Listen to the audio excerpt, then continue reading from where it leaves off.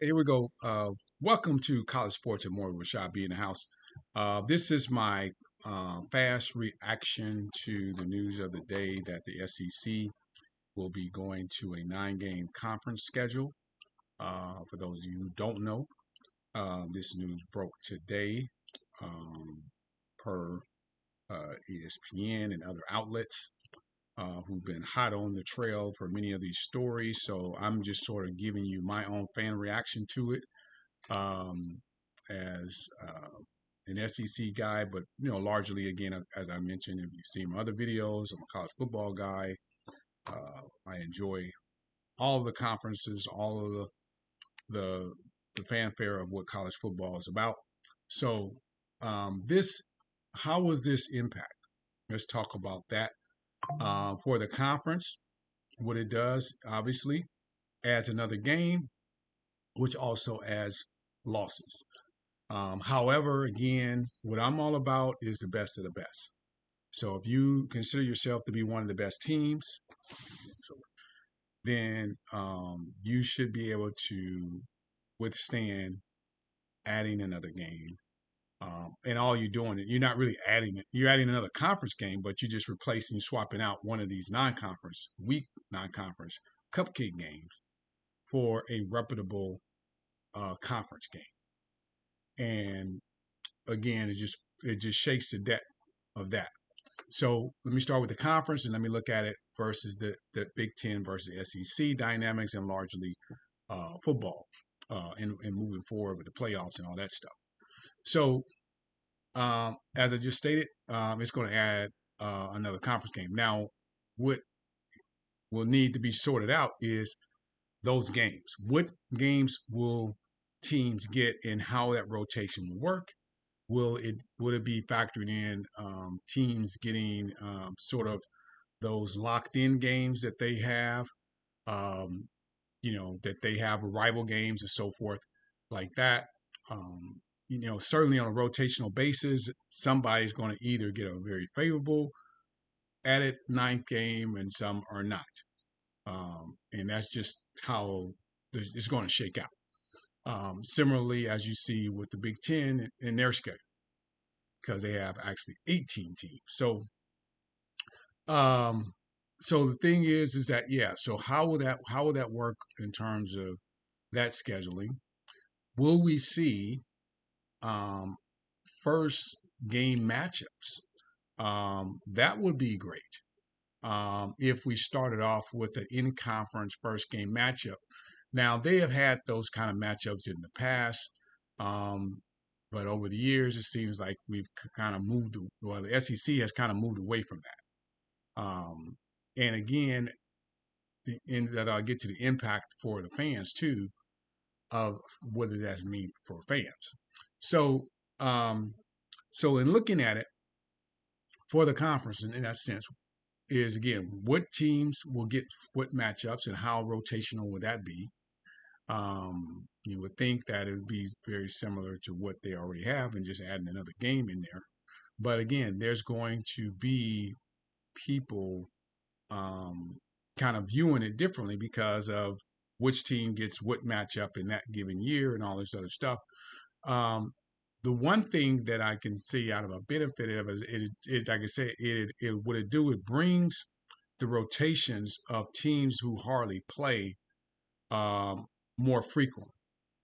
So, if for example, Georgia playing at Texas A&M, which they haven't played at Texas A&M, far as I know, since they've been in conference. So we haven't seen a lot of matchups like that. We haven't seen an in-season matchup with Florida and Alabama in a while, and we haven't seen a few games like that where we haven't seen teams play cross conference in a while. So that would help with that for those types of games that we haven't seen in quite a while. So that would be great. Now the other thing is with regard to this, like I said, goes to the scheduling of will we see more early season at the start of the season conference games. Okay, that's a big thing out of this too. Excuse me. Uh, that's something that we have to look at in the terms of the scheduling, because obviously this starts next season, and so that means that the the the bottom of the barrel, Sisters of the Poor team is probably going to get knocked off the schedule. And where does that fit on the schedule? Are they simply? It appears they haven't announced the dates and all that stuff for the conference schedule yet. The SEC hasn't. So with that, they still have wiggle room to figure out all of that stuff. So in terms of the schedule and so forth, so there's plenty of time for that. So it's just see how that all shakes out. Teams won't likely get the luxury of having that sort of cupcake game before the big last weekend rival weekend game that you typically see in that type of thing. That might not happen unless again the team chooses to defer and takes the early game, which I mentioned could be a conference game out the gate, at least by the first or second game of the season. So teams generally, they like to have those little cupcake games either at the beginning of the year where they can kind of get themselves warmed up and just kind of, get the kinks out a little bit before they start into heavy conference play. And then having that on the back end where, again, they can kind of rest some guys, prepare for playoffs, conference championships, and all that other stuff, bowl games, and etc.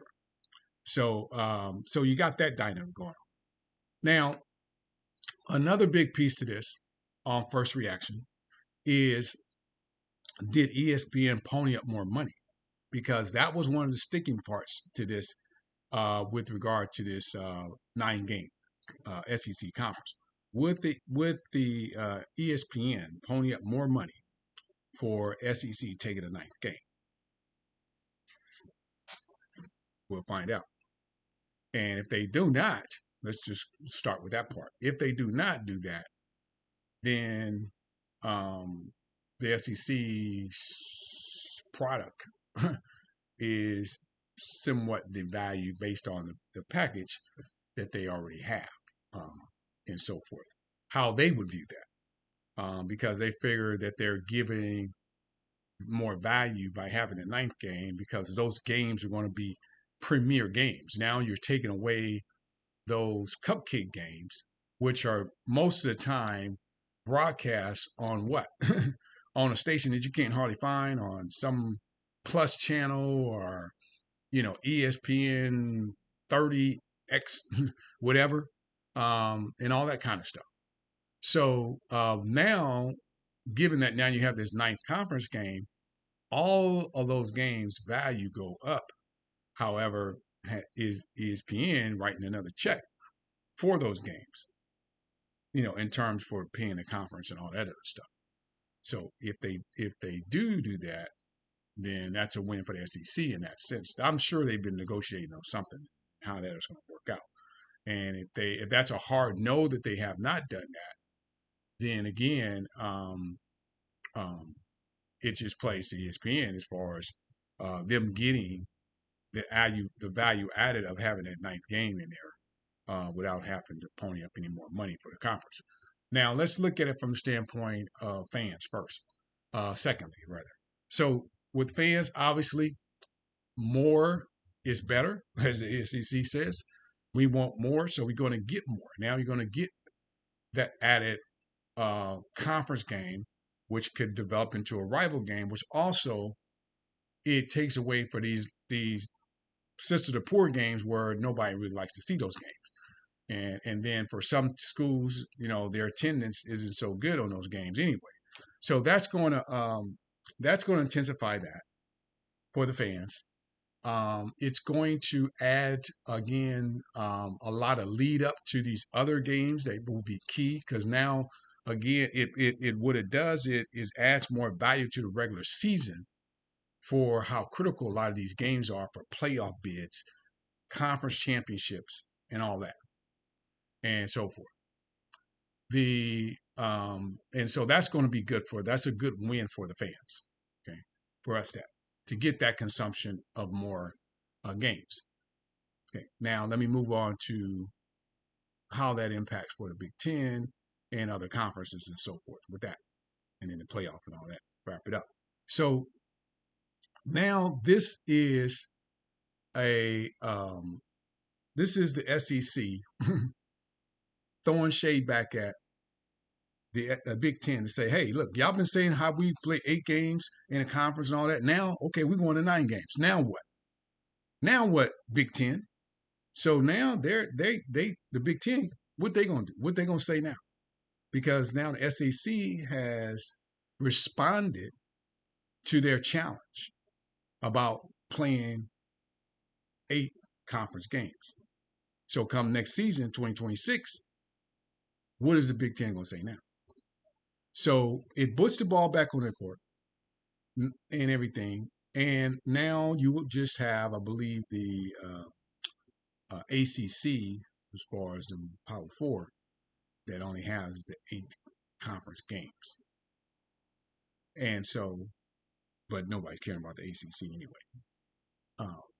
And so we'll see how that all plays out. Okay, with that. With the Big Ten, would we get possibly some people again were saying how they could have a SEC Big Ten challenge. So that was one of the things that was thrown out there, was having this type of SEC Big Ten challenge where they would play each other. I would be more in favor of a round robin with all the conferences.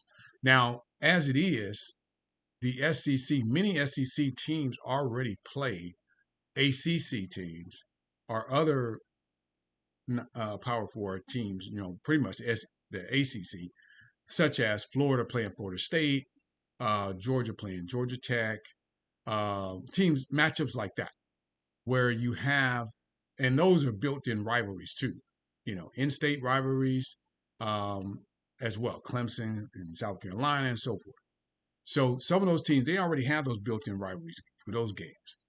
So now let's look at how that could impact. Like I said, I would rather have saw that they had a sort of round robin thing where the teams are rotating and playing,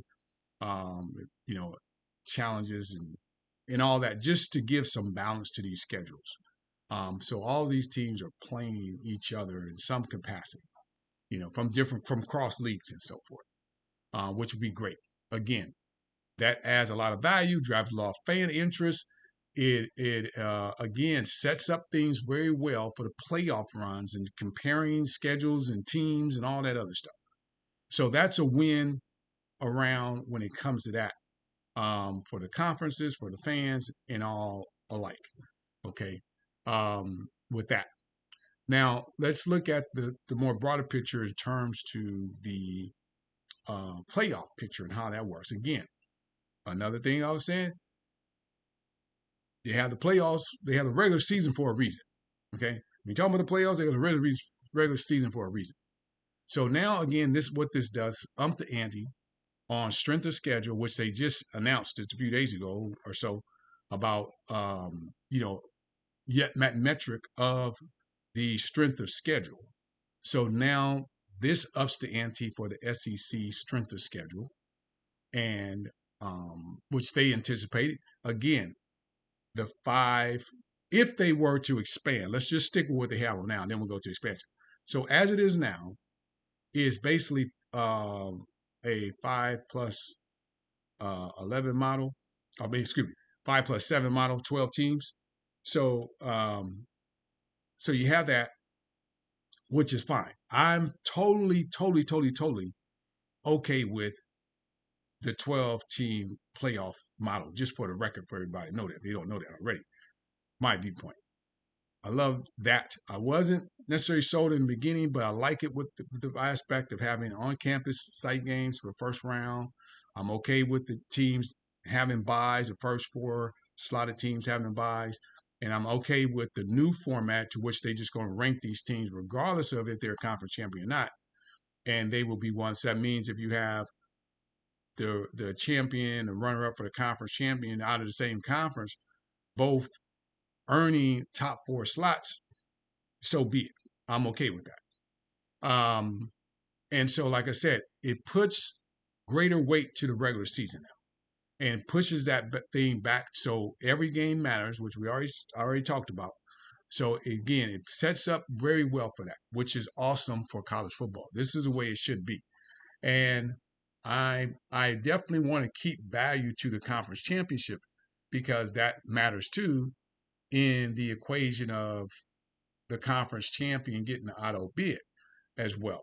So without having that conference champion having an auto bid, then it's like, you know, at that point, why does the conference championship matter? So I don't want to take that away. I want the conference championship to matter and get you in there. It doesn't mean you're getting one of the top 4 spots; it just get you in there. And so that is something that these teams can still fight for, and fans can still want to have and experience and all this other stuff. Okay. Now, the playoff, like I said, I'm all for the current model of 12 teams. Enough said on that. If we go to the expandage of 16 teams, 5 plus 11, then that's what I would like to see, 5 plus 11. So you take the 5 kind of getting conference champions and then 11 at larges. And I don't want the quotas. I'm not for what basically what the Big Ten was saying all summer long about this automatic qualifiers and all that other stuff. Don't want to see no parts of that.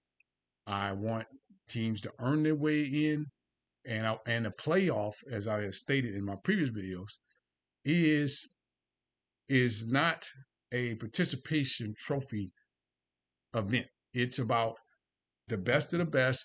It's about that's why I was against the expansion of the playoff, because I wanted it to be a premium of getting the best teams and the focus to being where you have a true champion of teams that have either no losses or 1 loss, at the very least 2 losses, as we had last year.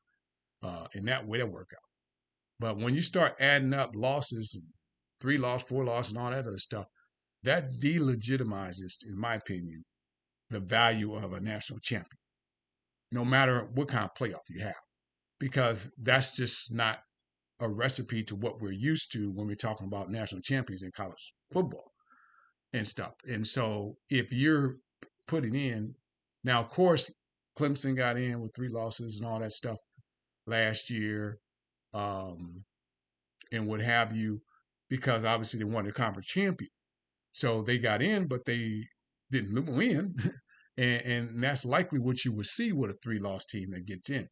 They're going to be lower ranked, and they're likely not going to get past the first round or something like that. And what have you, because they're that's the reason why they're a 3 loss team or 4 loss team or something like that. So, so that bodes well for this. So now adding this 9th game, if, like I said, if at the beginning, if SEC teams are dragging and slagging with the 3 losses and all that, well, like again, putting the premium on the value of these other teams. So instead of having like 3 or 4 or 10-2 teams, you're going to probably have a couple of 10-2 teams and a couple of 9-3 teams in the mix. Okay. So like I said, if we're talking about the 10th, 11th, and 12th ranked team in the 12-team playoff, fine. If we're talking about the 13, 14, 15, 16 ranked team with 3 losses, fine. Because that's just going to be hard not to avoid having teams like that especially in an expanded playoff.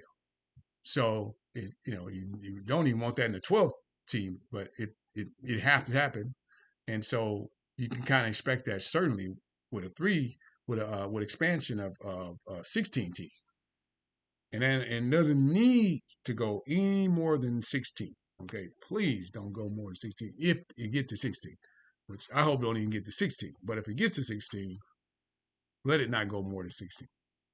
Okay, because I mean, try to keep this product, the value of this product, at a premium, not just water this stuff down.